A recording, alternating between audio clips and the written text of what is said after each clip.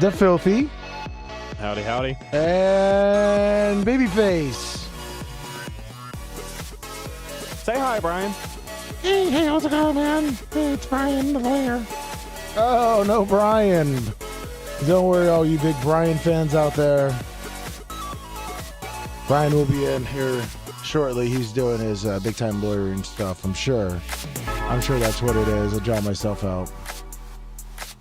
But, Playing you off. I mean, we have a lot to talk about. I mean, he was gung-ho, to get on, talk about all the amazing time that he had at BART. I know you probably did, didn't you? Oh, yeah, I had a great time.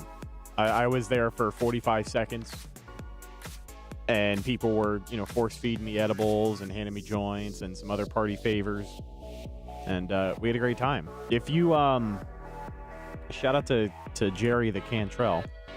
Jerry, yes. Yeah, I don't know if you saw his Instagram post where he took pictures with everybody. No, I did not see that. But the picture he took with me does a pretty good job of encapsulating. Encapsulating? Yeah, encapsulating. I think that's the word. Sure. Does a really good job of capturing how I felt for most of the evening. If you type in, are you going to pull it up?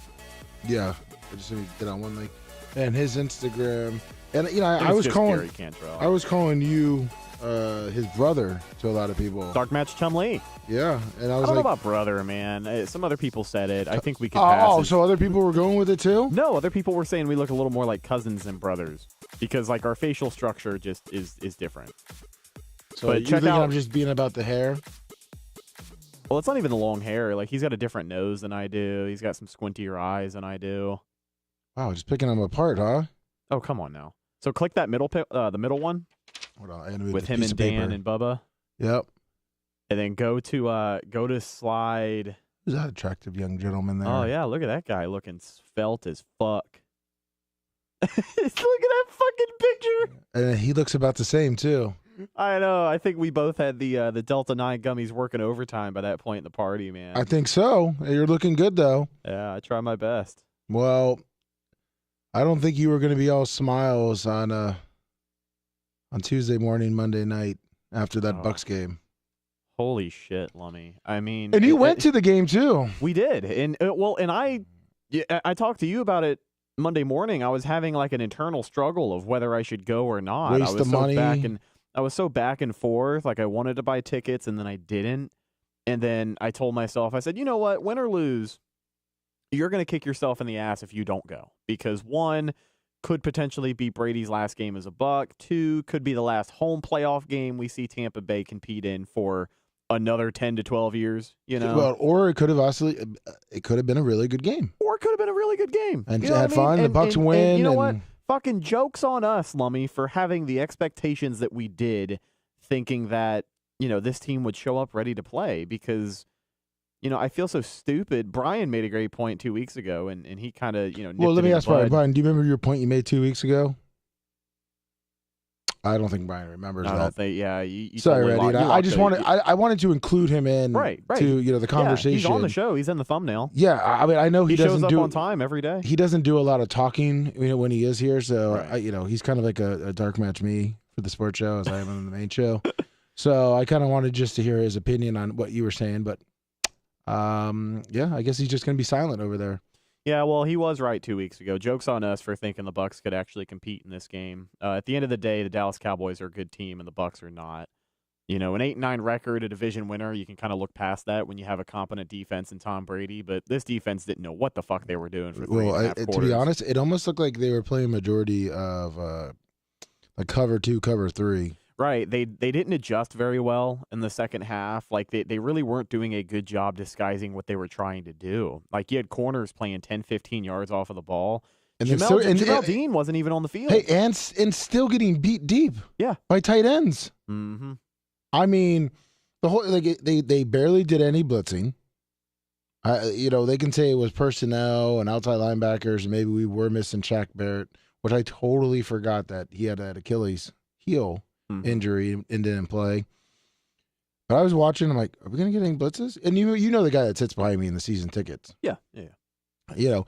He's sitting there, he's calling what they're going to do on offense. He was, I'd say 50, 60% right. Yeah. And then defense, we're both sitting there, and I did get into it on the Donovan Smith thing. I started getting high fives from everyone around me, but because they know how much my hate is for Donovan Smith. But we're both going, where's the blitzes? Yeah. And that was with Todd Bowles. What I liked Todd Bowles' first year, second year, right? Yeah, I'd say his first 2 years with the Bucs. We were a blitzing machine. Dude, he lives and dies by the blitz. It ended our season last year. Yeah, that's true. But where was it this game? Right. I think the defensive approach was awful because, I mean, both sides of the ball, the approach was awful because, getting shut out at home in the first half of a playoff game is bad. Is simply unacceptable. And the Cowboys' defense is not that good. I thought it was going to be a more competitive game early on. Obviously, slam the door. Don't worry about it. Did. Just slam the door. Yeah. Everyone did, but 2 3-and-outs for Dallas to start the game, and the Bucs weren't able to do shit. I thought at that point the defense was going to play like they have all year, well enough to win, and the offense was going to kick in at some point, but it didn't happen. Well, but the biggest thing, back to what you were talking about the defense, and wasn't a lot of blitzing, so clearly their game plan was to get pressure with just 4 guys up front, which the Bucs have never fucking been good at doing. No. Like, even when JPP and Ndamukong Suh were here and Shaq Barrett was healthy, for some reason... They did a little bit better. Yeah, but this pass rush is not good at pressuring a quarterback using just the front 4. That's why, they do so well and seem competent when they really turn up the pressure on the blitz. Hey, there's a guy walked in the studio. Hey, let me make... So I was going to say, I went with the Cowboys fan.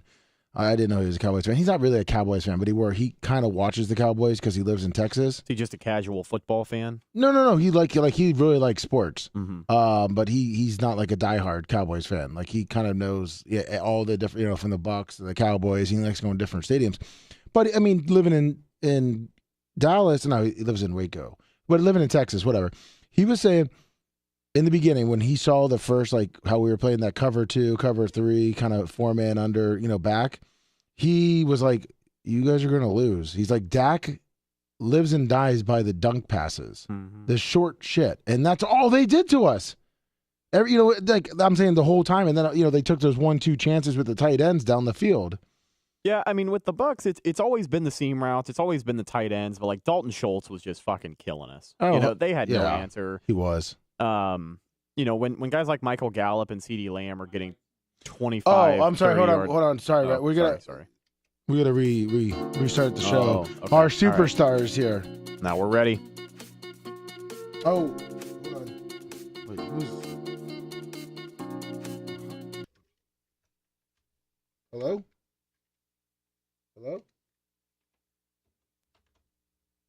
Shoot. Hello? Ah. Uh-oh. I think I hung up on Bubba. That's not good. Hi, Brian. I know, Brian. Now I'm freaking out because I think I hung up on Bubba. And that's who called you? I don't know. It's a warm line was going.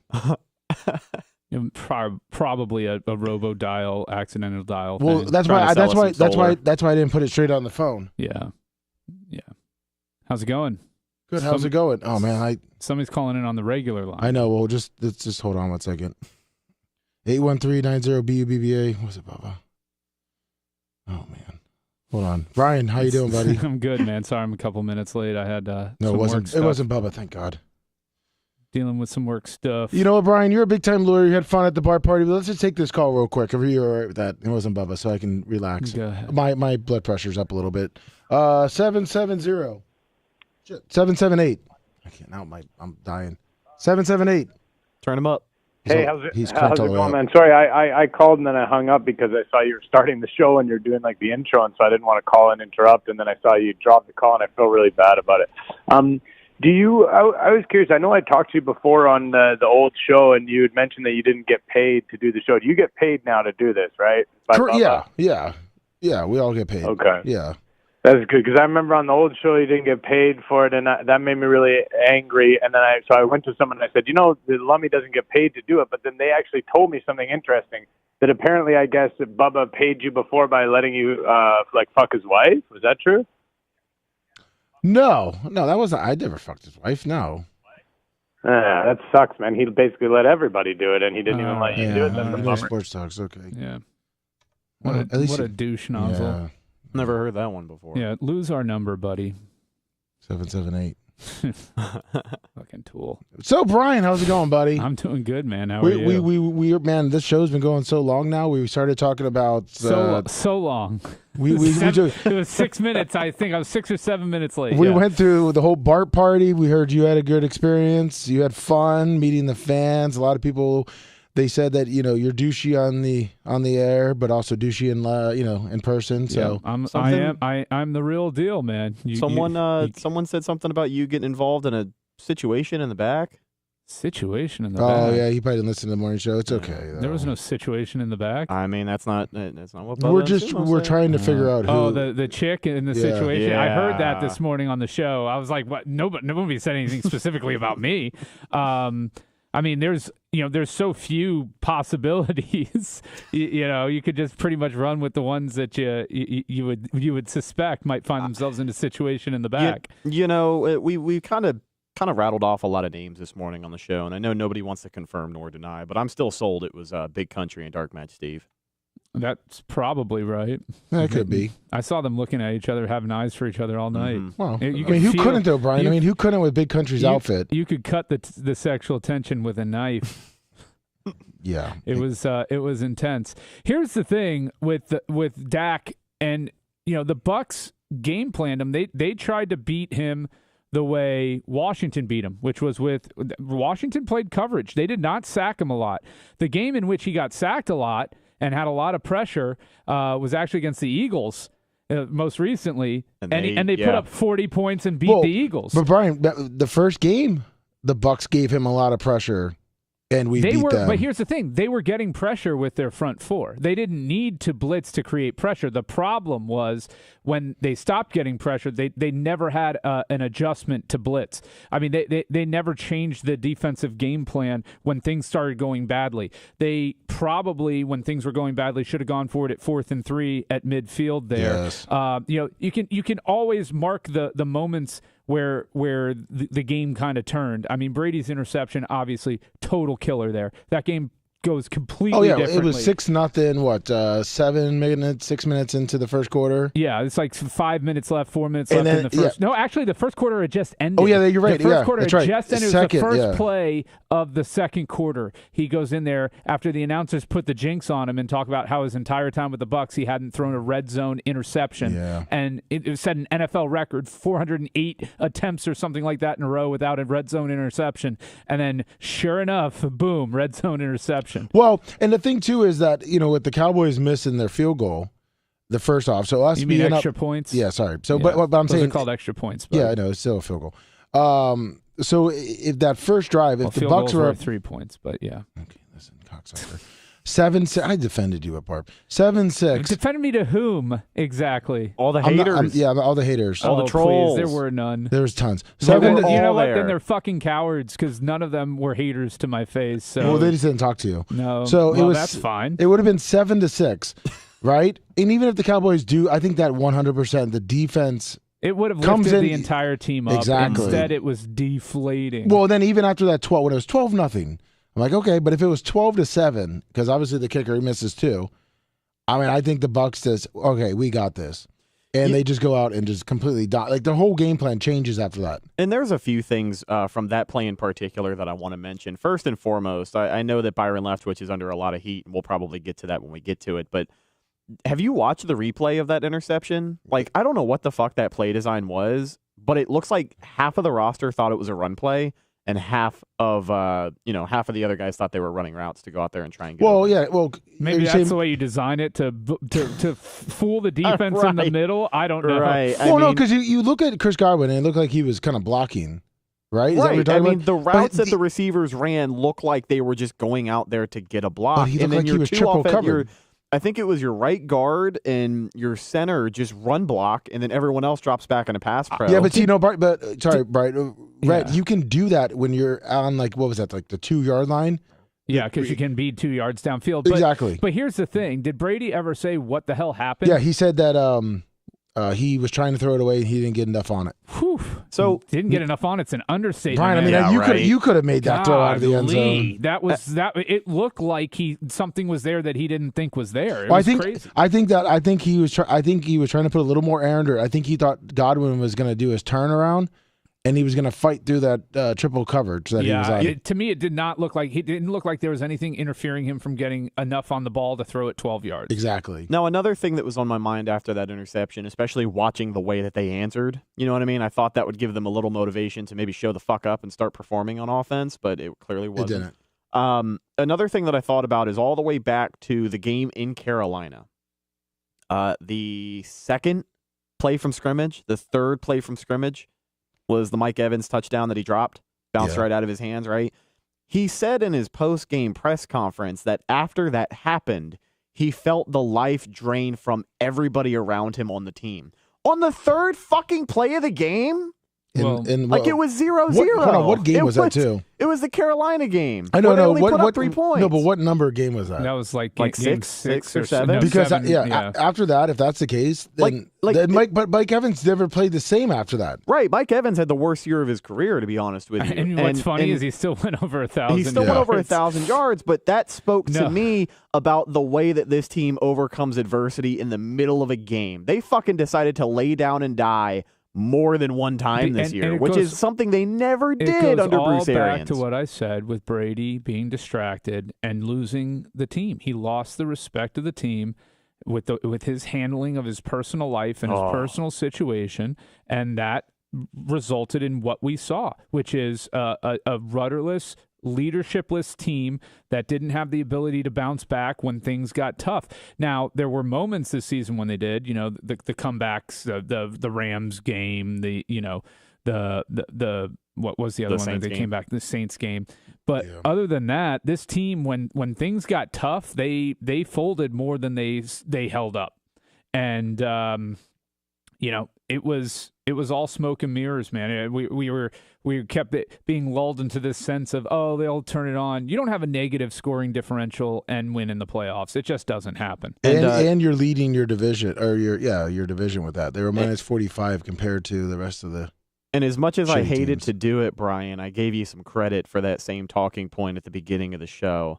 Jokes on me and Lummy for thinking that they should be able to show up Monday night and compete against the Dallas team, which is just much better this time of year. I mean, who the fuck are we to think that after watching 17 games of the Tampa Bay Buccaneers that, maybe they could put something together? Because, I mean, hindsight's always 20/20, and when you take the fan-tinted glasses off, the team just sucked. That San Francisco game was where it was very evident to me that they were not a competitive team that could go out and win in the playoffs. I mean, could they have beaten Dallas? Yes. Dallas is probably the one team in the playoffs, that sans maybe the Giants, that they could have beaten.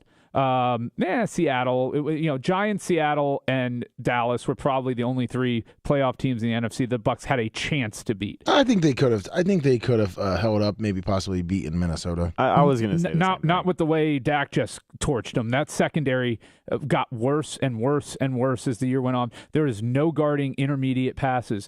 15 to 20-yard passes matter, and they add up very quickly. So Dallas may not have had a bunch of 60-yard bombs that they busted coverages, but man, their tight end and receivers were open constantly, and they knew the soft parts of the zone. There were no defensive adjustments made.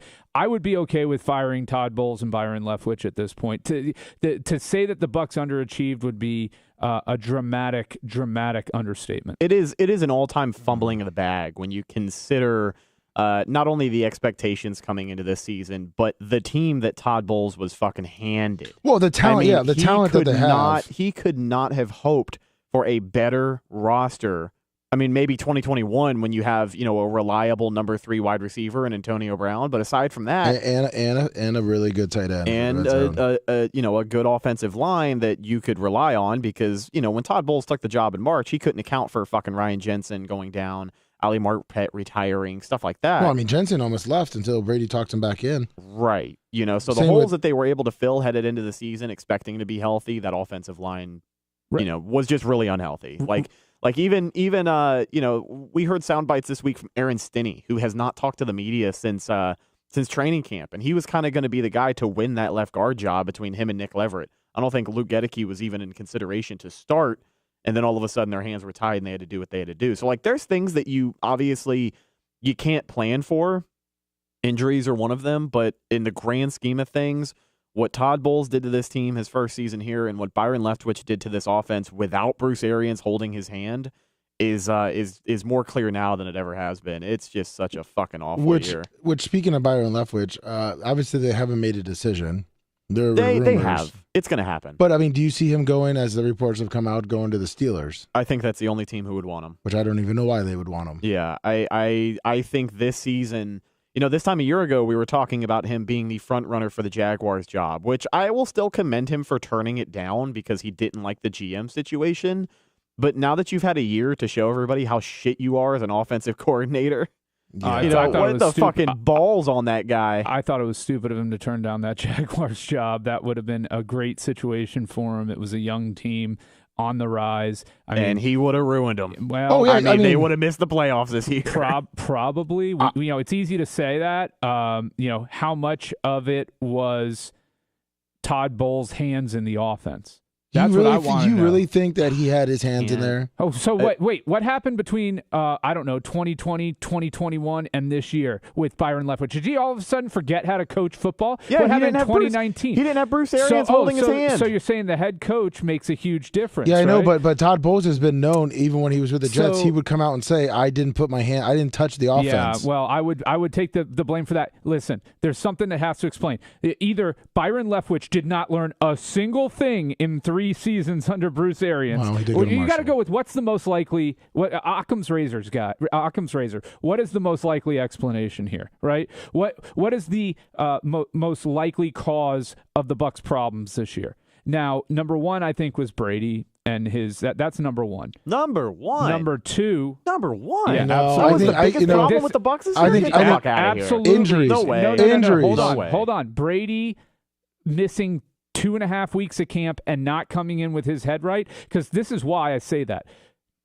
You could have the worst coaching in the world, and Tom Brady, as good as he is going to overcome bad coaching. Yeah. He's going to overcome his experience, his knowledge, and his ability to get players to believe in him and believe in the team and the mission is second to none. We're seeing them flounder in New England despite not having that great mind of Bill Belichick. So which was more important to the success of the Patriots, Tom Brady or Bill Belichick? I think it's become very clear it was Tom Brady. And what we're seeing with the Bucs, a rudderless ship. A team without an identity, a team without leadership, a team without an ability to get up, a team without an ability to take a punch and get up, immediately and bounce right back and come right down the field and say, you ain't doing that. It wasn't there. Okay, it wasn't there. So I think the number one problem for the Bucs was having a ineffective Tom Brady as their quarterback. Yeah. Number two, No, I would say number one has to be injuries. No. Injuries. No. Every team has injuries. Every team loses multiple offensive linemen over the course of a season. Every team not has backups these though problems. too, and have to have a fat slob as left tackle. Well, listen, he's the worst left tackle in football. Thank you. But to me, it starts with and stops with. It doesn't start and stop with Brady, but it starts with Brady. I think Bowles is problem number 2. And then I would say Leftwich's play calling is there as well. But Leftwich did not all of a sudden overnight. He's not a moron. He didn't forget how to coach. We'll see in his next job. Did you we'll listen see to in his next job. We'll see in his next job when he takes whatever offense he gets his hands on and he ruins it. You have nothing to base that on. I sincerely hope that the Steelers legit make a push for Byron Leftwich. I hope they do, because I would love to see what he does to their I don't even know what to call it. Their offense now with Pickett and some of the other weapons they have. I'm not saying that they have a great offense because that's not what they're known for, but they have enough there to where if he can truly make them better, they have the weapons to compete. I don't think he can do that. I don't think he can do it. I think the complacency in this coaching staff is obviously a big problem. It took Luke Gedeke getting injured for them to consider making a change at the left guard position when for 4 weeks in a row, Gedeke was just getting his shit kicked in.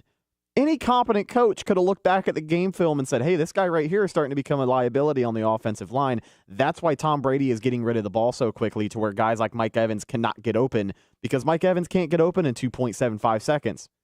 And, I do agree with some of the stuff you said about Brady, but to pin him as the biggest issue with this Bucs team this year, I mean, with the way that he played, it's the biggest reason why they didn't win. With the way that Tom Brady played this year, if you give the Bucs I don't know, one running back with fucking 50-plus yards per game, how much better would that offense have been?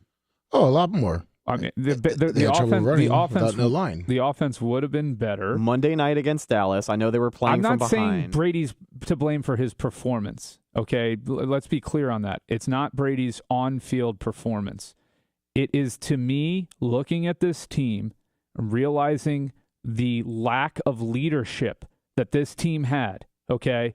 There's one person in that entire organization that you say would be able to create leadership, okay? And it ain't Todd Bowles, and it ain't Byron Leftwich, and it ain't Jason Light. It's Tom motherfucking Brady. Yeah, but see, that's a problem. The quitting, okay? I really want to know. We'll never know. I really want to know the turning point for the season. And Rex Ryan saw it too on Get Up, and he agreed with that. I said this weeks ago. Right, was the Mike Evans suspension because you know what? Because the Saints game was after the Carolina game, correct? No, before. Was it? It was week 2, dude. Well, because I know that he came out and said that he was disappointed that he felt no one had his back after the fight. So I didn't know if then the Carolina thing, if he just got so far down saying none of his teammates had his back, if Brett was saying with Mike Evans dropping it, and he said the whole air everyone kind of shit on him. So I didn't know if that was he was hurt. Well, for the it wasn't whole even year so then. much that no one had his back. That wasn't what he said. He said, the sideline, the team was deflated. No. I'm talking about having his back on the fight. On the him bench. going in there and fighting for Tom Brady and going into it. I feel like he kind of said there was no one else really there. It wasn't like a big scram where you got 2, 3, 4 guys going at it. It was pretty much him and Mike Evans who went in and was trying to protect Tom Brady. Like he laid his ass out on the line, and there wasn't enough guys. You know what I mean? Like there should have been a couple offensive linemen in there too with the scrum. I'm curious if Byron Leftwich signed an NDA for Tampa Bay, because if and when he gets fired, I mean, even Bruce Arians apparently is writing another book from the sounds of it. We don't know all the answers now, and we're not going to know everything 100% at the end of the day. But I'm kind of curious how things have played out with the power structure of Tom Brady and the Tampa Bay Buccaneers, because this is a franchise that for the last 3 years has completely bent over backwards to get him whatever he needs. And then, multiple times throughout the year, you hear reports of a rift between him and teammates or him and coaching staff. And, this person doesn't like this person because Tom Brady doesn't want them to like each other, or, whatever the fuck they need to write about. Said Bruce Arians had to retire because Tom Brady didn't like him. Like that is something that even yesterday, Scott Reynolds from Pewter Report was on Pat McAfee's show, and they asked him all of these questions. And one of the things that they asked him was, what the fuck happened in March? Like, why did Bruce Arians quote unquote retire? And he's like, listen, I don't even have all the answers for that. It's definitely not as clear cut as they want you to think it is. So that's the stuff that I can't wait for once the Brady era is officially over. But I will say this, as far as Tom Brady and Tampa Bay, I kind of agree with what you said, Brian, about the leadership deal. But I would not be surprised one bit if he is the starting quarterback for the Bucs in 2023. I don't. I would be shocked. I would be extremely shocked. I would be floored after the way the season ended. Ooh. I think he has a much better chance of coming back to Tampa than people think he does. I don't know why people just assume that's automatically not even an option. It's not. I just don't think he wants to be back with his team. I don't either. I don't think he wants anything to do with this organization anymore. I think he is done. He's run his course. He in his opinion, I'll sell my soul for a Super Bowl championship. I'll take one every 10 years. I don't mind. Fuck it. I mean, Bucs went all in. It paid off. Yeah, if that's what it is, then that's what it is. We can all agree that the experiment turned really fucking sour at the end. I mean, there's no way. Okay, injuries, yeah. There were a few. The offensive line, really. I mean, the defense always held up its end of the bargain. It had a couple bad performances in expectable positions against teams. You're going to have that. But for the most part, the defense held up its end of the bargain. So what are we really talking about here? I know you guys said injuries before. Okay, the offensive line, that sucks. Brady is able to erase that, and for the most part, he did. But when he's got something like 9 of his 15 regular season interceptions were on passes to Mike Evans. He's forcing him the ball. It's not just that he's forcing it. And he was overthrown. It's not just that he was forcing it. It's that Evans wasn't fucking trying. Why did Evans quit on Tom Brady? Why did Evans quit on this team? Okay? He showed what he could do against Carolina. And he showed what he is capable of against Carolina. He did not show that from weeks really after the Kansas City game on. He was virtually ineffectual, with the exception of maybe one other game in there. I will agree that Mike Evans is a much better player than the product he put on the field this year. It was an issue for the first time in his career where we would come away from games and be like, what is he doing? Like, why does he stop at the top of this route? Why did he give up here? Why is his body language so bad on the sidelines? I get what you're saying. Everything just seemed it never looked like there was a million other places he would rather be than on that football field. Right, and that obviously ties into just the overall consensus that this team never found any bit of chemistry at all. Like, but how is that possible? Well, because when Brian, it's an almost identical team from the previous 3 years. But it's like you said, Brian, and you could go back and blame that is when Tom Brady took 2 weeks off. Yeah, I mean, and probably people got upset about it, and like he did have to get some new chemistry with the offensive line. Then there was injuries, but I could see where. Once things started going a little tough, they were like, fuck Brady. He's probably not going to be here next year. Fuck him. I mean, Evans' performance against Cleveland, 2 of 9 for 31 yards in a 23-17 overtime loss. That is just, I mean, that's below replacement level player stuff. It's just, and that's not all on Brady. That's not all on the offensive line. That's a player that's not trying in a game. Oh, that was the game. That was the game too. That there was a lot of plays that I believe we talked about it after that game. It just looked like he gave up on passes. He didn't go. I think stopped. He kind of what is it? The little T-Rex Bubba armed it. You know what I mean? Like he just didn't reach out. He didn't do different things. He wasn't jumping. He wasn't fighting to get open against the cornerbacks. Like he didn't want to be there. And like Brian said, maybe there's a rift between him and Tom Brady. And, maybe that's another reason why Brian and I both agree, and you don't, that Tom Brady won't be here next year. Well, here's the thing. Brady in that Cleveland game, to Chris Godwin, 12 of 13. To Rachaad White, 9 of 9. To Julio Jones, 3 of 4. To Mike Evans, 2 of 9. 2 of 9. Yep. I mean, you can't tell me it's Brady. And I understand, Evans more down the field, whatever. He's also really good. Evans in his career has made a living on those 8-yard, 10-yard, third down routes where he, acts like he's going to go along and just stops and turns, and Brady, the quarterback pings it into him right on the sideline. He struggles and gets that extra 2 yards for the first down. There's a reason why the Bucs were historically bad on 3rd and 10 or longer this season, and it is 90% between the lack of chemistry and ability to catch the ball between Tom Brady and Mike Evans. And it was on full display Monday night against the Cowboys. There was a 3rd and 5 where fucking Mike Evans was out of the slot, and the route that he ran, I don't know if it was just supposed to be a misdirect or what, but he basically came out and it was a quick slant, and then he bounced back to the outside the numbers. And on the TV broadcast, even Troy Aikman is like, hey, where's he going? Like, what is he doing? Because that's not his play anyways. Brady had thrown the ball anticipating he was going to stick on that slant route and catch it in the middle, and then he cuts back outside, incomplete, Bucs go 3 and out. Like, it was stuff like that happening all season long.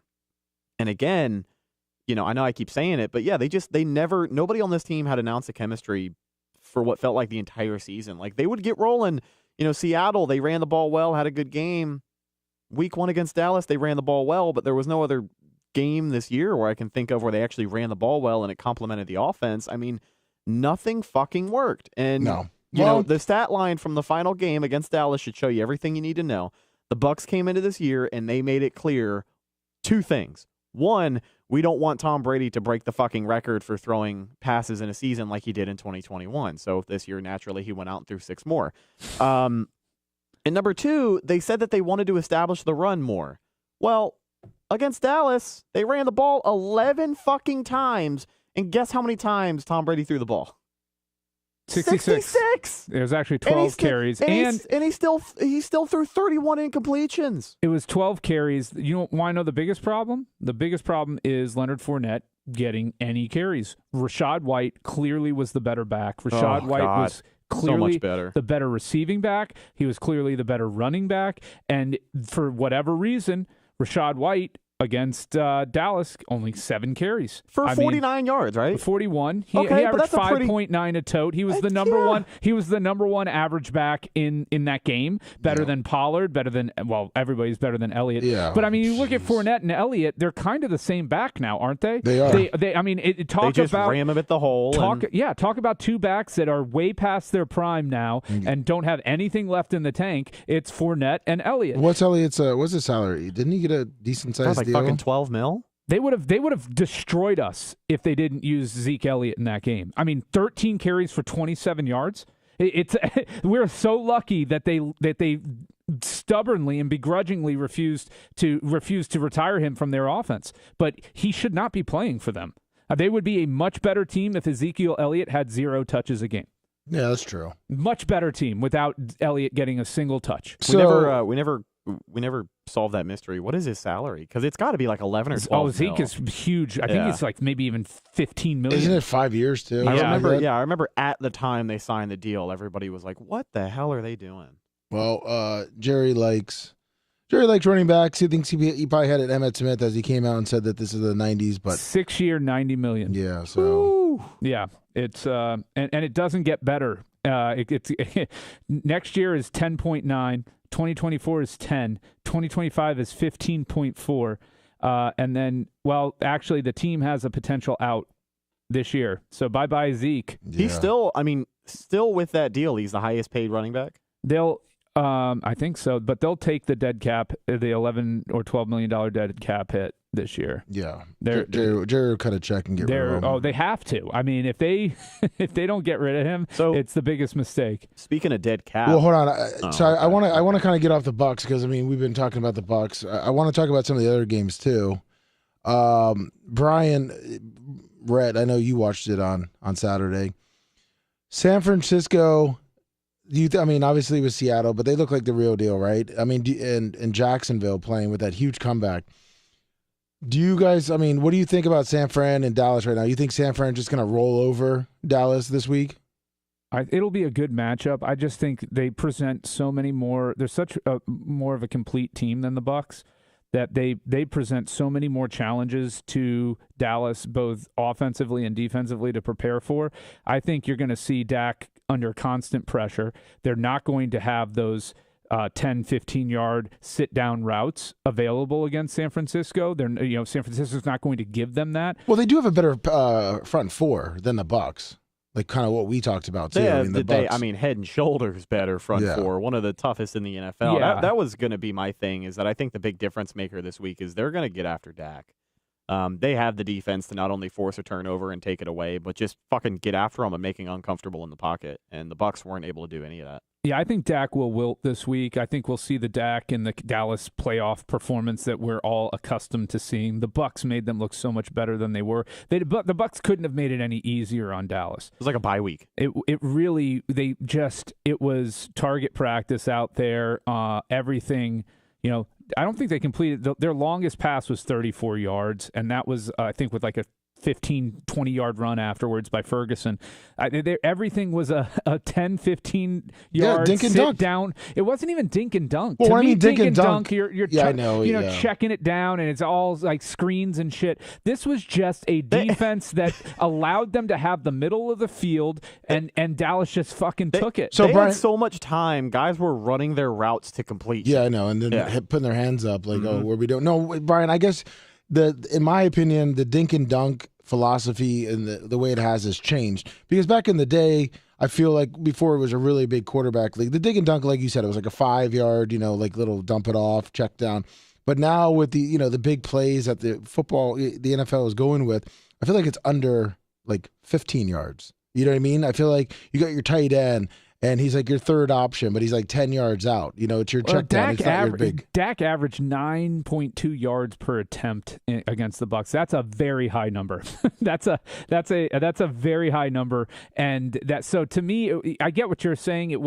They weren't attacking or beating the Bucs downfield on 30, 40-yard bombs. That wasn't happening. But why would you when that little soft zone 15-yard pass to a tight end who just sits on the route right there. And they were sitting and then turning, and there were no defenders around them. Right, and they were running for another 10 yards. It was unbelievable. It was a disgusting performance. I stopped watching after the game got to what was it? 18-0. 18-0. No, I was done. I was done. I was out. I'm not saying I was sitting there believing the Bucs had a chance, but 18-0, I was not completely checked out yet. I watched the first drive of the second drive of the Bucs went 3 and out immediately. Yeah. I went in to brush my teeth. Because I went in to brush my teeth. I come out. The half had not started. They're punting it. No, they didn't. They'd already punted. And I'm like, what the fuck happened? It was a really quick 3 and out. I mean, it was. I can tell you, it was under 2.5 minutes because I managed to brush my teeth and mouthwash, and the Bucs no longer had the ball. It was incredibly quick, and then they scored, and I said, "I'm done." And the defense couldn't get off the field on third down.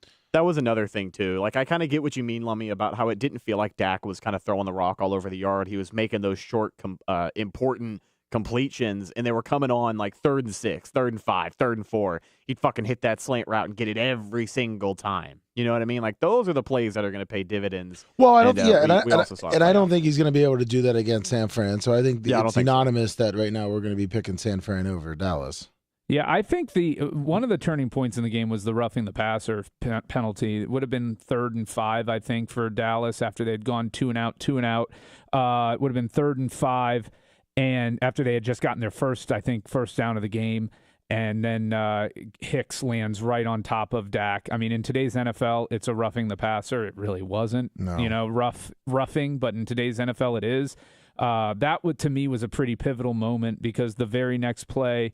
I think it was that was the Pollard big long run. Mm-hmm. Was the very next play, and then the touchdown to Schultz was 2 plays after that. So it was there's a lot of moments in that game where you look at and you go but you know what, they may not have. They may not have endured and fought through it because we have that to base on. Yeah, but Dallas, by the way, now 8 wins and 0 losses with that exact officiating crew. Oh, of course, perfect. Now, 8-1-3. I don't think it was very terribly officiated. I don't think so. No, there was no play where there wasn't. I mean, if anything, Brady got away with a tripping. Yeah, that was fucking dirty. 81390 BUBBA 81390 Bubba. So getting back to what your original question that you posed there before we leaked our way back into the Bucs game. Yes. I think San Francisco is on an absolute collision course. So you're believing in Purdy still. I mean, at this point, what is he giving you not to believe in? I thought he played like shit first half against Seattle. The first like shit is one thing. He played poorly. But he wasn't out there throwing interception after interception and turning the ball over and giving Seattle a chance to run away with the game. He was close. I mean, that first half, he was. I think at I one said point this he was before. 8-16. I think I said this before. He was playing with what felt like his balls hanging out of his pants. Like he was just making some crazy ass throws that it didn't feel like he had any business trying to make in that offense. But he was able to obviously reel it in and help them win that game. And aside from that, we have yet to see that game where he breaks down and can't recover from it. And I think as long as San Francisco, their defense is balling out and they keep it simple. McCaffrey is actually the player that everyone expected him to be the last 5 years in Carolina. As long as he has the supporting cast and they don't make things too difficult for him as far as throwing the football, I think he'll be. Real quick though, you know why McCaffrey's the guy who he can be, right? Because they have a good offensive line. No.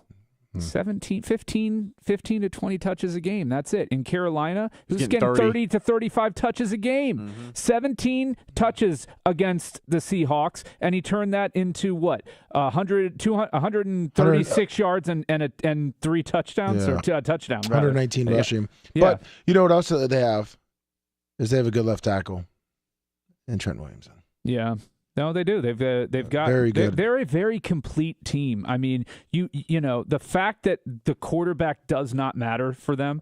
It does not matter who is taking a snap under quarter. Actually, they're better. The fact that they put Trey Lance out there to begin the season is the real crime. When they had these 2 quarterbacks on their roster that are clearly infinitely better than him. But the fact that they could have even won games with Trey Lance. I mean, this is probably still a playoff team with Trey Lance, although maybe not so much because they probably don't go out and make that McCaffrey trade. But that's true. Yeah, because they probably would have been under 500. Who knows? But But yeah, Purdy, I mean, until he shows me that he's going to go out there and make boneheaded mistakes, all he has to do is manage this team the way he's been doing, and they'll be just fine. Now on to the Jacksonville-Kansas City game. Now, is Jacksonville for real? Is Jacksonville? I know the Chargers aren't, like they're not the world beaters. I mean, they're still a young team. Now, LA's or whoever, I don't even know if they have any fans really, but, they want their coach fired. But they go into Kansas City. I mean, do you guys see Trevor Lawrence looking the same? I see this game kind of playing out like San Fran did last week. I think Jacksonville is competitive, but I don't think they're good enough to try and outscore Pat Mahomes in Arrowhead Stadium. I don't think it plays out that way. Yeah, Kansas City can beat you in a couple of ways, and they're just a more complete team. They have experience. I think that inexperience for Staley and Herbert just shone through in that game. I'm shocked that Jacksonville came back and won that game, but let's be honest. Jacksonville didn't come back and win that game. Chargers lost that game. They went into a shell in the second half. They weren't even trying to push the ball downfield. They weren't doing any of the things that. Now, granted, what was working in the first half was Trevor Lawrence throwing more interceptions than he had completion, or the same amount of interceptions that he had completions at one point. Yeah, that doesn't help. But to be up 27-0 against a middling team in the playoffs and not find a way to win that game is an indictment on your head coach, 100%. So you think he should be fired? Oh, yeah. Yeah. I mean, that's a fireable offense. That is a fireable offense. That is one where if you don't fire him, you're pretty much telling your team that, we'll put up with this bullshit. We'll put up with an absolute travesty of a performance, with all. They did fire their OC, so maybe that's the guy that they decide to throw under the bus and not Staley. Yeah, that's usually once you fire that OC, they still believe in the head coach. Now, Brian, just a sidebar, you should have seen the look on Lummy's face when I told him the Jags came back to win that game. Because what was your bet that you placed? I did the money line. I did the parlay money line over and under. I did the over and under, and I took the points. Yeah, 27-0. You were walking around here like you were about to get fucked. I was really annoyed because I was like, well, I'm not going to hit the over and under. I'm not going to hit the money line, and I'm not going to hit the points because obviously I was expecting the Chargers, not to just keep pushing it. I mean, maybe 35-0. I think the over and under was 42 or 43. Mm-hmm. And then in the Jags, I mean, Trevor Lawrence looked like they flew in Urban Meyer to be his head coach. I mean, you were jumping up and down like a kid on Christmas. Yeah, I mean, the second half for them to what did they score? 31? Was it the end of 31? I mean, that was pretty strong. I was pretty happy. It's 27-7. You ready? This is the moment right here, and this is where 1st and 10 at the Jacksonville 38. Incomplete pass. Punt. Cool. Sounds like Brady and the Bucs. So you've got a chance to kick a field goal there, 54-yarder. It's doable, although Badgley I think later missed in the game. I think that's who their kicker was, right? Missed a critical field goal in that position, but you've got a chance to kick a field goal there. They were clearly not playing to win that game. They were playing not to lose. And when you're punting from the 38-yard line, you are not playing to win the game. I would take going for it. I would have went for it. Yeah. 10. I mean, you're essentially punting there. You're going to gain 20 yards of field position. Fuck field position. You're up 27-7 in that game. Unless they were thinking. At that point. Unless they were thinking, look, we give it up to Trevor Lawrence. He could be in his head. We get a little, another interception, close enough. You know what I mean? Like, Trevor Lawrence has already thrown this many INTs. We back him up. We try to pin him inside the 5. Trevor Lawrence has got to scramble for his life, but maybe throw another pick, or we'll make him, drive 95 yards down the field.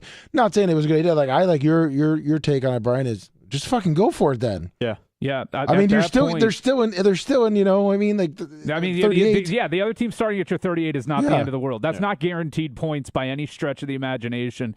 And the play calling there, though, pass when you're up, by 20, and you're driving the ball, and you had run the ball pretty effectively. Well, they have a good running back. They've got two. They got Austin Eckler. That's what I'm saying, Eckler. Eckler's stat line in this game was atrocious, though. That is one thing Jacksonville did do, is neutralize Eckler. 13 carries for 35 yards.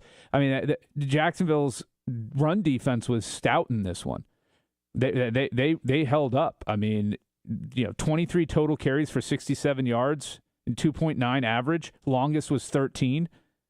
I'll take it every day of the week. Yeah, I mean, that's a recipe to win.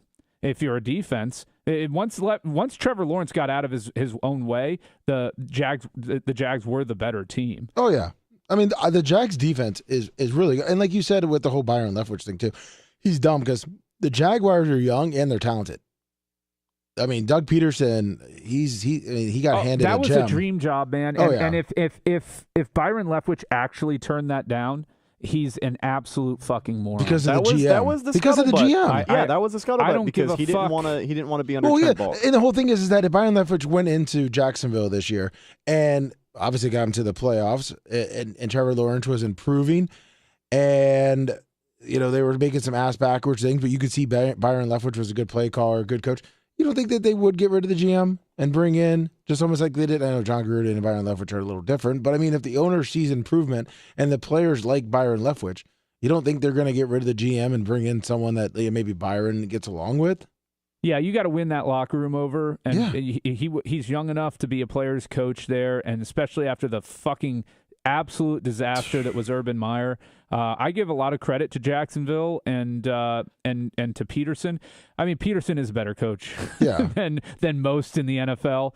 The guy, I think, does have a Super Bowl championship under his belt. Yeah. With Carson Wentz, who can't even make he gets. Oh, Nick Foles, but yeah, Carson Wentz for most. Well, no, but I'm saying he made Carson Wentz look really good when he was with it, and Carson Wentz has never looked the same, and I don't think it's because of his knee.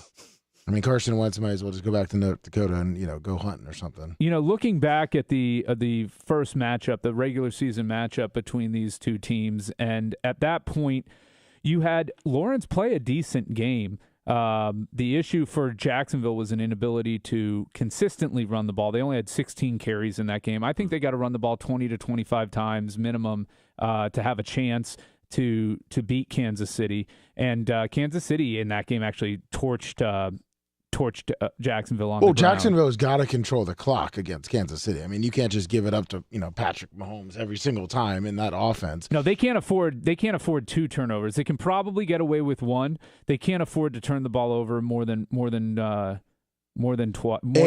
really. And pretty much have Trevor Lawrence throw it 3 times or 3 incompletions or whatever, or give the Chiefs short field position with just dumb passes. Now Jacksonville was 3-7 following that game, and now they're now 9-8, technically 10-8 if you want to count their playoff wins. So 7-1 tear. 7-1 since that Kansas City game. So maybe it all clicked there. Lawrence was sacked 5 times in that game. He was under pressure, but he didn't make any big mistakes, which is why Jacksonville didn't get blown out. They were in it. They lost by 10, but on the road, they did score a late touchdown. But, it's the NFL playoffs. Anything can happen. Well, I mean, saying anything can happen, let's go to, obviously the next game. Let me say one more thing about Trevor Lawrence, just because he earned my respect. Oh, Waffle House? Oh, God, that was awesome. I mean, that's the coolest shit I've seen a quarterback do in quite some time. Are you familiar with that, Brian? I missed it. So after their 27-0 comeback to win that playoff game, the first place Trevor Lawrence went was a Waffle House to get food. That's pretty cool. Yeah, there's videos of him in the back taking pictures. Although he's in Jacksonville, I'm surprised he didn't go to a huddle house because they have those in. I've seen them. Yeah, I think there's one in Lakeland. They're definitely more like South Carolina, Georgia, Jacksonville area, but the huddle houses do exist. Waffle House is to me a better place. Is huddle house 24 hours? Yeah, I think so. Okay. That's just my favorite. It's the same exact concept as Waffle House. That's just my favorite fucking place, man. Not just Waffle House, but like places like that. You know what I mean? Like it's almost like a dive bar, but a restaurant version. Yeah, that's like my favorite kind of place to eat. There you go. Well, speaking of games, Buffalo, Miami. I was saying this, by the way, Brian, and that has nothing to change with my opinion of how the player plays. We'll just put that out there. What? Has nothing to do with the way the player that I'm going to say plays and my opinion of him. Okay. But if the Miami Dolphins have Tua, blah, blah, they beat the Bills. Do you agree? It's a different game. Hold on. If the Bills go out there and play exactly the same way they did with Skylar Thompson on the other end of on the other side of the ball, but part of me thinks that makes a difference, right? It changes your game plan. It changes your psychology as a player going out there, knowing that you can make a mistake and he's not going to necessarily burn you. Taking chances and making throws that you might not make if you had a competent quarterback on the other side of that ball. So No, hold on. So I'll give this to Skylar, and I don't know if you watched the game. Did any of you guys watch the game? I actually did not watch the I watched some of it. I did not get to watch all of it. I would blame in the beginning, Skylar looked like they were playing almost the same like Tua. He was making the throws to Waddle. Waddle dropped, I think, 3 or 4 straight passes that he was pretty much wide open and should have caught any other time. But like you said, the game plan, I really think if Tua was playing, they would have won. I mean, 18 of 45 for 220 with a touchdown and 2 picks. That is, and only 20 of carries for 42 yards. Yeah. I mean, that is, to me, there is no way if Tua was on the other side of the ball that this game plays out the way it did. 0.0% chance. There is no way that Josh Allen throws a pick six or whatever it was. 2 interceptions, yeah, 3. 3 interceptions, lost a fumble. The game just doesn't play out that way. So I understand you're trying to give Tua a tiny bit of credit there, but it just, I don't see that Buffalo would have played the same way that they did. I mean, Josh Allen played like trash. Well, I know, but I don't think Miami would have played the same way because realistically, the first quarter they got down 14-0. And Miami almost gave up the run instantly. And then obviously the defense stepped up. It was a closer game at halftime. Buffalo once again 14 quick in the third quarter. And I think that's obviously they got away and they were relying on Skylar Thompson. But if Tua, who I guess has been cleared to play next year, and I guess the Dolphins are going to stick with him for whatever reason as of right now. Well, as of now, things change very quickly. Exactly. NFL stands for not for long. Yeah. But I mean, Tyreek has more than 7, catches. I don't think Waddle drops all 3 of those. I mean, he was targeted 7 times. He caught, 3 of them. I think it's a different game. And the only credit I'll give him is that he probably would have made 1 or 2 of the throws under 30 yards, a little bit better. I would be interested to see to me, the thing would be if Tua was on the other side, would Miami have been as aggressive defensively as they were? 7 sacks on Josh Allen in the game. I mean, that's got to be a season high for him. And would they have been going and playing the same way that they played if Tua, if this game was Buffalo 10, Miami 3, or Buffalo 10, Miami 7, and not 14-0 looking like it's going to turn into an absolute rout of routes, 17-0 actually at one point there. I'm pretty sure that a lot of their sacks, and I remember a lot of them came from their interior 4. Let's see, 3, 4, 5. 5 of their sacks came from their either defensive tackles or defensive ends. So it's not like they were sending quarterback blitzes. Well, you don't know linebackers. that. I was watching the game. I know, because they were blitzing. No, there was a couple. I think it was this guy, Zach Ziller, was just blowing up their offensive guard. Like he was looking like a superstar. Yeah, but Miami was blitzing more than they did during the regular season. I mean, they were playing to come back in that game, and it just everything changed. I just don't think it's not so easy to say. If you had just put Tua in there and everything else was equal, then the Dolphins would have won that game easily. They probably win by 3 touchdowns with the way Buffalo played. All right, well, yeah, and Teddy Two Gloves was played. He would have had 2 TDs too. So. No, he would have thrown 2 pick sixes and had 2 broken thumbs and still got him back. Okay, Brian, but I'm just saying Teddy 2 casts instead of 2 gloves, 2 casts. Yeah, exactly. But unfortunately for the Dolphins and the Dolphin fans out there, and I know we do have a ton of them. They lost. I really thought that, and I had the money line on the Dolphins. I was really happy when there was a chance they were going to win. I can't wait for our buddy to call in about Tua and completely derail the show again. That's not going to happen today. No, it's not going to happen again because unfortunately I'm agreeing with Brian that Tua, if he was in that game, they probably would have won. Other than that, I think it's a complete ass bucket. I think him and Him and Donovan Smith should just go on a boat and go play on an island somewhere with each other. So because they're awful. The game that we haven't touched on, the Giants over the Vikings. And Minnesota's a bunch of frauds. I mean, who didn't see this one coming?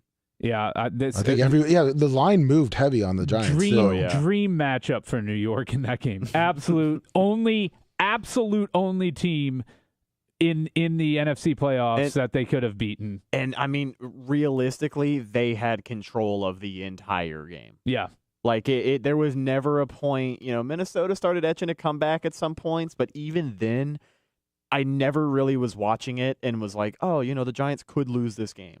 Like, I never felt that way. I mean, if you told me that any team could hold Justin Jefferson in 7 catches for just 47 yards, that's right there. It happened, 2 weeks ago? Oh, no, he got completely shut That's down what I'm 2 saying, weeks ago. yeah. That was the Green Bay game. Yeah. Absolutely. But if you told me Justin Jefferson has 7 catches in a game, I'm like, okay, well, Minnesota scored at least 28 points. Well, that's why I say the New York must have looked at what the Packers did and just copied that, because Justin Jefferson was non-existent in both of those games. And, I mean, I thought Kirk Cousins was going to rise from the ashes and, lead the Vikings over the Giants. But now the New York fans all think that the Giants are going to go back to the Super Bowl. Well, they need to slow their roll because Danny Dimes was dropping dimes, though. Philadelphia is still a very complete football team, and so long as Hurts is not hurt, I don't see how the Giants beat them. Let me ask you a hypothetical here. You got 2 quarterbacks you're looking at, 5 years guaranteed for one of them because of injury. Lamar Jackson, Daniel Jones, who are you taking? I mean, fully guaranteed to Lamar in case of injury. I mean, at this point, if you're just going off his past couple of games, you got to look at Danny Dimes. They don't really have that great of wide receivers. Their receiving core is who? Yeah. Isaiah Hodges, Darius Slayton, Kenny Galladay, Richie James. Kenny Galladay doesn't play for them. He's played 3 games in like 2 seasons. Daniel Bellinger and Lawrence Cager were the guys not named Saquon that caught passes for the New York Football Giants. Hey, how about Isaac Hodges, though? Minnesota. He's going to be fucking number 1 on everybody's sleeper board next year just for this game alone, and you know it. Yeah, no, he had a nice game, solid game. Nothing too flashy, but he's a solid receiver. Let me get to 863 real quick. 863. Hey, guys, it is Kevin. I'll try to make it quick. First of all, Lummy, I don't know if I had money on the stupid Cincinnati game where DeMar Hamlin took a lick. Yeah, so did I. But, so does that frustrate you? I'm going to say one more smart aleck thing after this, but does that frustrate you that happens? And, I was in the money, and I had bet on a 3-game series. I was in the money, and I still had, 3 or 4 players left for that game. And it just completely destroyed it. I was like, oh, my God. This way, I had a chance to win 700. I was at 350. Yeah. Those are the games that frustrate you. And it's a stupid single $1 entry. And I'm like, oh, my God, I'm about to win 350 or 700 off $1. Sweet. But anyways, and my smart aleck thing about the game is, babyface, you're a lawyer. Is there any way I can take a suit against DeMar Hamlin for screwing up my betting? Yeah. I'm sorry, that's cheesy. I know. I had to though. Well, the guy almost died on the field, and I don't, yeah, how dare he? I don't blame them for not finishing the game. I think that was the right thing to do. I would have ruled it a tie. I would not have said no game. It didn't happen. I would have just said it's a tie for the purposes of records, and then you wouldn't have had people bitching and complaining about playoffs and seeding and all of that. That would have been. I think the NFL mishandled the way they approached it. From okay, we're not going to make it up and call the game a tie. But now we are just a week and a half away from the AFC Championship in Atlanta. Lummy, you going to make that road trip with me? Fuck no. Nobody wants to. No casual is like, I do. It's not the bill. It would be the Bills. Yeah, and you know how much money? Yeah, you know how much money those tickets are going to be? I'll fucking find some. I don't care. Yeah. I got one more little quick question. You guys believe in Burrow? I think he's pretty good. I think he's Joe Burrow is good. If you gave me 2 quarterbacks to choose to build my franchise, you gonna hold a gun to your head, Brian? I mean, tough there's one. only 3, right? Josh Allen, Joe Burrow, and Pat Mahomes. That's it. Well, you know how there's always got to be some haters out there. Some people are like, "Oh, Mahomes is trash," even though he's not. So I just wanted to make sure you guys were on the same page with the Burrow thing. I will say that Brady flick to Chris Godwin almost gave me a boner. I know. I thought he was Patrick Mahomes. To my seat. I'm going. See you, man. Hey, Brian, I agree. I turned around to the guy and I go, it was Tom Brady, Patrick Mahomes now. Yeah, and that was when it was still 6-0, and there was hope we were going to score. That was awesome. Yeah, I know. Yeah, Remember how fucking close to the end zone they were? But That was pretty amazing. Daniel Jones is dropping dimes. He's got to go up against Philly, and actually the game we didn't cover, which I think is pretty funny when Rhett compared Lamar Jackson and Daniel Jones. Oh, I know. Who'd you take? Funny. So the Ravens, obviously, I mean, realistically, they didn't have a chance against the Bengals. I mean, they did. They looked, they kept it, interesting. They kept it close. It's a divisional game, third time playing. You play these teams every single season. Those games are always going to be close in the playoffs.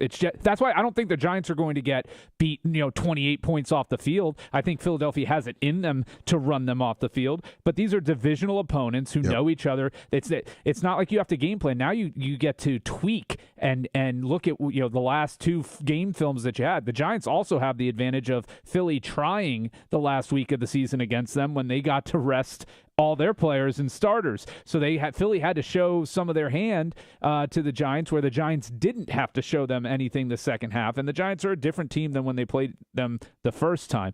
But getting back to the Bengals-Ravens, it was always going to be a close game, but you never I guess with that fumble and touchdown return was the turning point in that game. If Baltimore scores there, who knows what happens? Now, pretty much since that game is just summed up there, Lamar doesn't play in Baltimore anymore, right? He gone. He's already started the cryptic social media posting.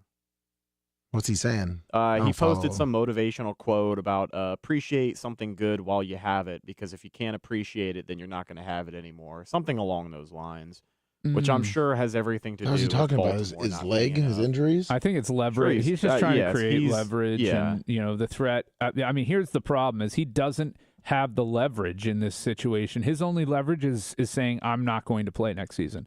That's his only leverage. I mean, he didn't even travel with the team to Cincinnati. Yeah, that's a little out of character. How unstable is his knee that he can't get on a fucking airplane and go and support his brothers? Why? Because he quit on this fucking team. We all know why. He's done. He's got to be done. I mean, he's got to be done. But done in what sense? Because if Baltimore wants to make this, their only hope now of getting anything is to do a sign and trade. I mean, they've got to get him to agree to sign a contract and accept a trade to another team in lieu of them slapping the franchise tag. Oh, maybe that's why the Dolphins say, you know what, Tua, we believe you, and then they can ship him up to Baltimore. I mean, if I'm Baltimore, if I can get Tua and a first and a second for Lamar, I would take that right now. If I could get Tua and a first for Lamar, a Lamar that has quit on this team and has shown he has no interest in being with my organization anymore, I'm taking it, quite honestly, because clearly Huntley is not the answer. No. The other guy that they have is not the answer. So it's, Huntley performed admirably, but that is their team, man. That what we saw out there is the best that they can hope for moving forward. Yeah, and at this point, I think the Dolphins still have. I think they have their first round next year, and the year after. No, they lost their first round next year. Yeah, because did they? Because of the tampering. They lost. That's right. And then they traded one of them to the Bears. Mm-hmm. And they traded another one for Tyreek. Yeah. Okay. So yeah, and they were loaded at one point, but still, the Ravens, if they're not going to get much, I mean, I'd give him a 20 or 2 seconds. You give him this year's second and next for a sign and trade, Tua and 2 2s for Lamar. Yeah, maybe throw in a running back, because obviously the Ravens they can't keep a running back healthy down there. Yeah, Who's the guy that is supposed to be one of the best running backs? J.K. Dobbins, man, and he played okay. 4 catches for 43 yards and a touchdown, and 13 carries for 62 yards. He was pretty much their offense in that game. When he's healthy. Yeah, when he's healthy. Yeah. So that would be, he's in there with Christian McCaffrey. He just needs to get out of there and go find some other place to play. Hey, kind of a sidebar as well, but going back to the Chargers and Jacksonville game, did you hear about the guy that placed a bet while LA was up 27-0? It was $1.4 million to win 11,000. And he lost. Yeah. He fucking lost. Well, that was me. That man was me. All right. You want to talk about my picks being the worst in the world? I'll place a fucking live bet puts a team up 27-0, and somehow I find a way to lose it. Yeah, I don't see how you can invest $1.4 million just to win 11,000. Yeah, I don't get that's not smart. I don't even know that I believe it. No, they came out and confirmed who he bet through FanDuel. Oh, really? Yeah, they came out. Well, and I don't. But confirmed see, it. That's the thing. I don't believe these sites either. Like when I'm on Facebook, it's almost or whatever, like publicity and ads for them. They're ads. Yeah. They are ads. They are not posts. Don't believe these fucking ridiculous parlays that you're seeing. 1 out of 20 of them actually happen, is my guess. And so don't get caught up in that because they're selling false hopes to people. And I guarantee you that they are tracking and seeing, he saw this ad and then he went on there and posted these fucking stupid bets, which, by the way, they're giving you terrible odds on, cumulatively. So, yeah, I don't believe 90% of those that I see on Facebook or on social media that they're actual real bets. Show me the fucking slip of paper. Show me the guy's account that has the cash in it. That's a different story to me. Hey, you want to talk about something real, though, that did happen, and honestly, it warmed my heart. Mattress Mac losing all that fucking money on the national championship game. Oh, man, come on. Poor Mattress Mac. Fuck that guy. I'm so tired of seeing him at every single championship He's like game. 95 years old, man. He's just living his life with his lot of money. With his unlimited money. And I think it was week 2 or 3. We were at the consensus that nobody was going to fucking beat Georgia. And nobody fucking came. Yeah, I guess Ohio State came close to beating Georgia, but they were head and shoulders above everybody else in college football this year. It wasn't particularly close. I don't know what Mac was thinking.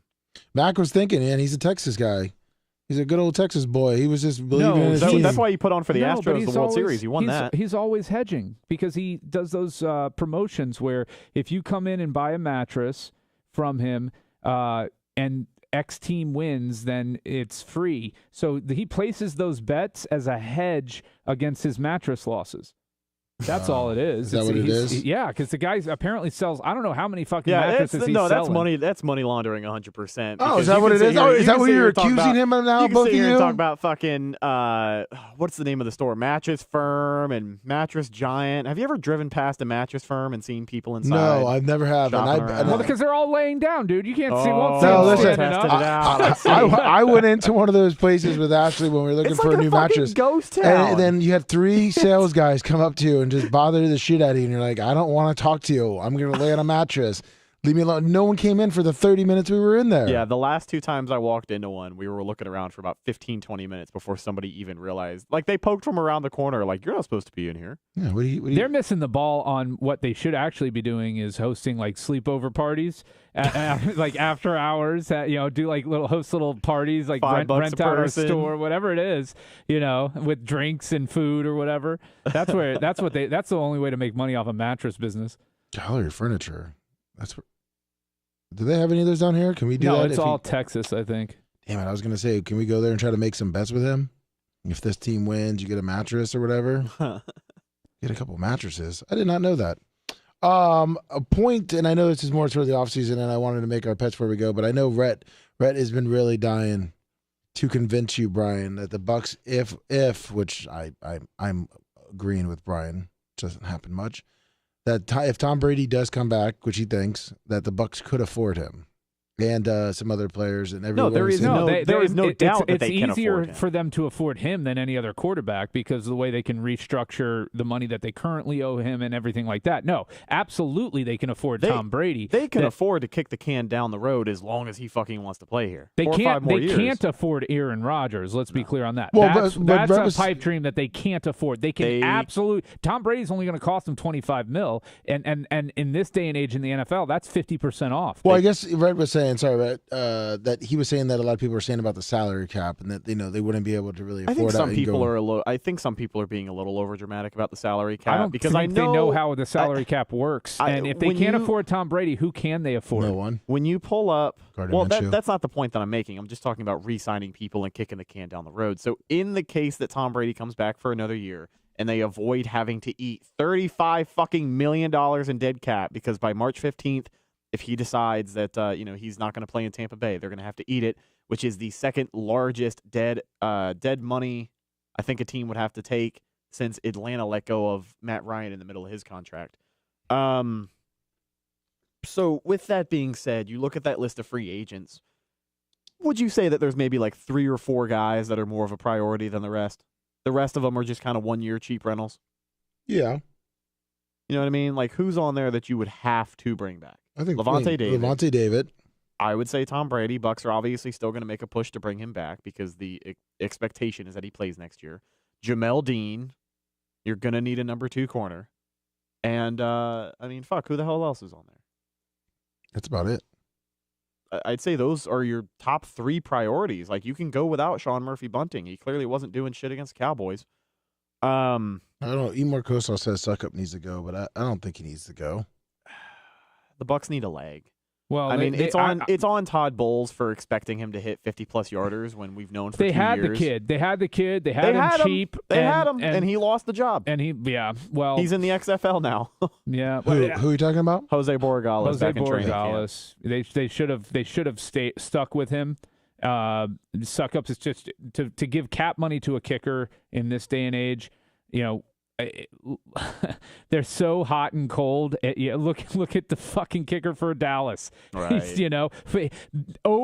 Four misses, and he hadn't missed more than 3. He had only missed 3 all year. Did you see the highlight of Dak throwing his helmet on the sideline and said, "Fucking go for 2"? He was 0 for 5. He missed the last one. No, he was 1 for 5, right? He ended up going 1 for 5. No, I'm talking about he was 0 for 5. He was 0 for 1 going into the game. Like, he missed his first field goal. The last field goal he kicked before the playoff game. Oh, so he was 0 for his last 5, like, field goal kicking. Yeah, I'm sorry, extra points, Brian. Extra points. That's rough. So I'm sorry, Brian. Yeah, extra points are not field goals, buddy. I know that. Field goal is a term of art. Any real sports, you shouldn't have your own sports show if you're calling an extra point a field goal. PAT, point after touchdown. That's right. Yeah. It's a PAT. It's not an extra point. However you want to refer to it as, it's definitely not a fucking field goal. You make us look like clowns when you do that, buddy.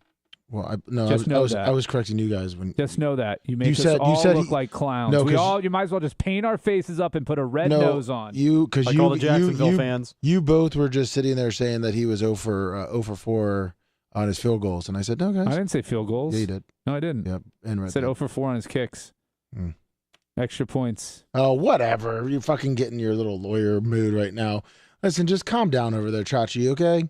All right, Joni. Let's just pick our picks real quick, and then do you guys have them, or you're not doing them now? We'll just go down the list. I mean, I can do them. It's not hard. I know. I mean, are we going with the points too? I'll read them out. Jaguars, Kansas City. In Kansas City, 8.5. Ooh. It's a healthy number. That is a very healthy number. Very, very healthy number. I think the Jacks shot their load. I think Kansas City wins by 10. I will agree. Yeah, give me Kansas City laying 8.5. I'm playing the Jags plus 8.5. I think they keep it close, and I think if they do lose, they lose by a touchdown. Okay. That's plus 8.5.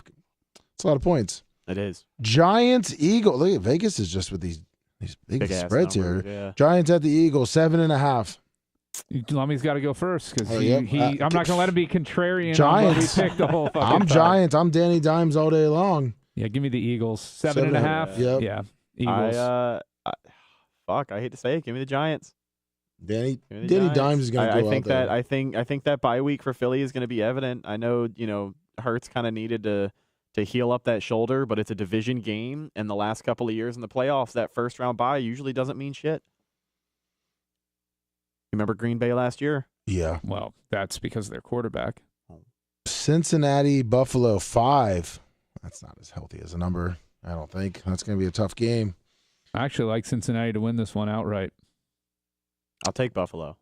Cincinnati, Buffalo. This feels like the year for Buffalo. It does, but at the same time, Josh Allen, the second half of the season, has not looked great. They've been winning in spite of him, not because of him. And they had to do it against a third, fourth-string quarterback against Miami. Yeah, what I mean? In the playoffs. I think Cincinnati is built to beat Buffalo in the playoffs. I agree, and I'm going Cincinnati. I think Josh Allen, I think he's still in his head after last game, and I'm taking Cincinnati plus 5. I think his Buffalo. Last game, try his last 4 games. No, I'm just saying still in his last game, though, because, realistically, they almost lost to the Dolphins with a third-string quarterback. I like Buffalo, but I don't think they cover. I think it'll be a close game.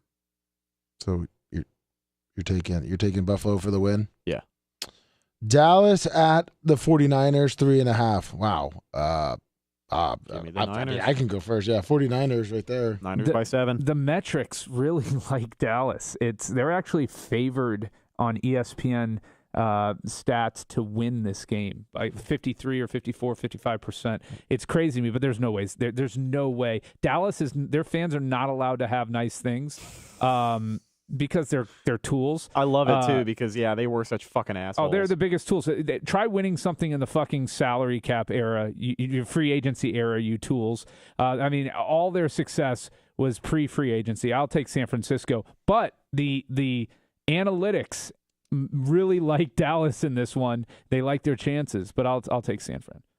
Yeah, San Fran just ran that whole way down. I mean, 3.5. And you're saying that a lot of people are on the Cowboys. I mean, I think there's just a lot of Cowboy fans that are just voting that little metrics up there. Isn't it? There's no way to vote the metrics up. This is based on ESPN's power ranking. Oh, I thought you were talking about like their little fan vote. That's why I'm like, okay, Brian. The fucking fan I was just making sure, man. That's who does that? Somebody who calls extra points field goals. That's who would look at the fucking fan vote, not somebody who actually knows what they're talking about. Come on, obviously that's not me. I'm not saying it's you because clearly you would never have your own sports show if you didn't know the proper vernacular to refer to things.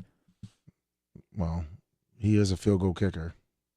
Yeah, so Josh Allen's last three games, he's completing under 60% of his passes with 8 touchdowns and 5 INTs. That's not great. It's not great. And his rushing numbers are down, too. His rushing numbers are down. What's the weather look like right now in Buffalo for that game? I mean, it's Buffalo, fucking cold, but probably not. Probably not snowy. Oh, okay. I don't. We would hear about it by now, right? Let's see. Buffalo weather. They are looking at a balmy 36 for the high. Yeah, 31 for the low. It's actually not going to be a bad game, but there may be snow. Good football weather on Sunday, right? They play Sunday or do they play Saturday? Yeah, they play Sunday. 610.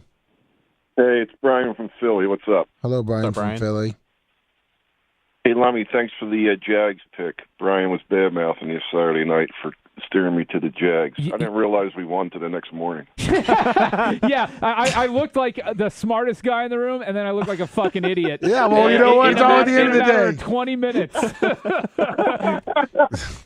Good call on that. I stopped watching. I thought it was over, and then I woke up the next morning. I was like, oh, my God, I got some money. I did tell you that Buffalo line was too big. To stay away from that. You gave me some good advice. We had a nice chat. Hey, Brian, I should have been right on the Jacksonville game, except a historic collapse occurred. Yeah, listen, and I should have been right on the damn Dolphins.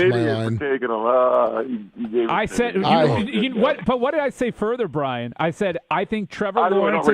I think Trevor Lawrence is going to wilt under the pressure in his first playoff start, and he was 4 of 16 with 4 INTs. I looked like a fucking soothsayer until whatever happened. I mean, that they talk about just blew my mind. I went outside. I'm like, this game's fucking over. It was 24-0. Lawrence had just thrown his 4th INT. I'm like, this is done. I went back outside at that point, and then I come back in, and they're like, Jacksonville's about to win the game. Listen, I gave up. Brian, I was like, this guy knows it. I gave up on it too, and I almost thought about doing a live bet on it, but because I did a live bet on the Seattle game for 14.5, I said, you know what? I'm just gonna stay even. So I'm not even gonna mess with taking the Jacksonville Jaguars at plus 21.5 before halftime, and the money line being like I think it was like 4,000 or something like that. I'm like, just leave it be, even if I put like $10 on it. I didn't do it. And then Rhett told me the good news, and I ran in, and I just couldn't find Brian after that one. Say, Brian, what happened, buddy? I wasn't hiding. I didn't say you were. I couldn't find you I thought you were still in there watching.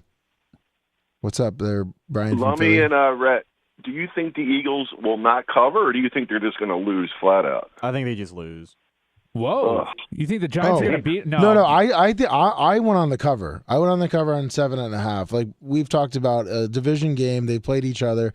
The Giants are good enough to. I mean, they're in the NFL, but Danny Dimes, they know what they're doing, and I think they lose by less than 7. But I think Philly wins. Yeah, I the Eagles may not cover. But and then again, the Eagles could choke because they're known to Philly, right? Or the Eagles could beat them by 20 points. I mean, this is the type of game that has. I would not bet on this game. I'll tell you that right now. Yeah, if you told me to put my money on 7.5, I'm staying away from it. I just think the Eagles will end up winning this by 10, but they could very easily win by 1, or they can win by 28. I mean, that's the type of range that we're looking at. I think if the Giants win, it's going to be by 1 or 2 or 3 points.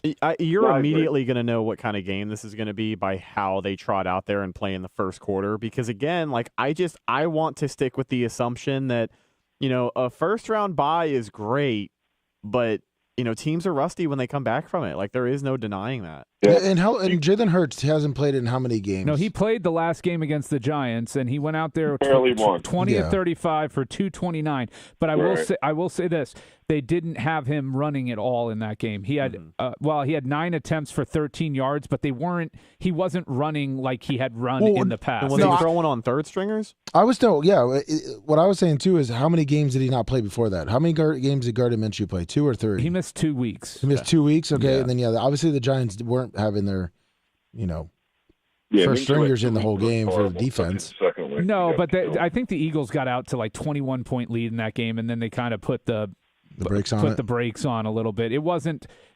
I don't think you can look at that game. You want a better representation of what this game could be. Look at the first game where the Giants lost 48-22. That's why I'm saying is that could be the outcome. That's in the range of possible outcomes in this game. So Brian from Philly, the only one that actually thinks the Giants are going to win outright is Rhett. Rhett. I thought it was Brian. No, I've got the Phillies cover. I actually have the Philadelphia Eagles covering. Yeah, and I just have the Giants. They're going to lose outright. Yeah. So anyway. No. I don't see them losing this game. I don't. I just don't. I don't see them losing, and I think that they're good enough to win. They're good enough to blow the Giants out if things go their way.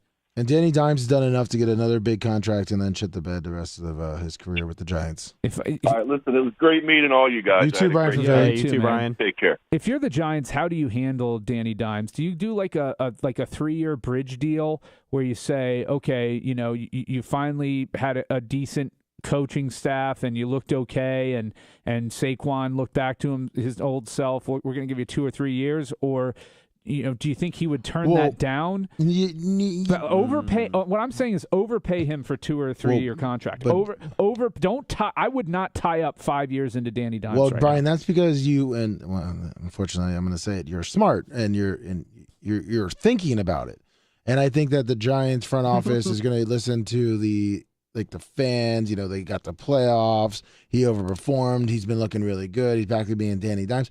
I think they're going to give him like a 5-6 year deal. Because I think they're going to think he's going to keep playing that way. So would you give him a 5 or 6 year deal, or do like a 3 or 4 year deal with David Carr?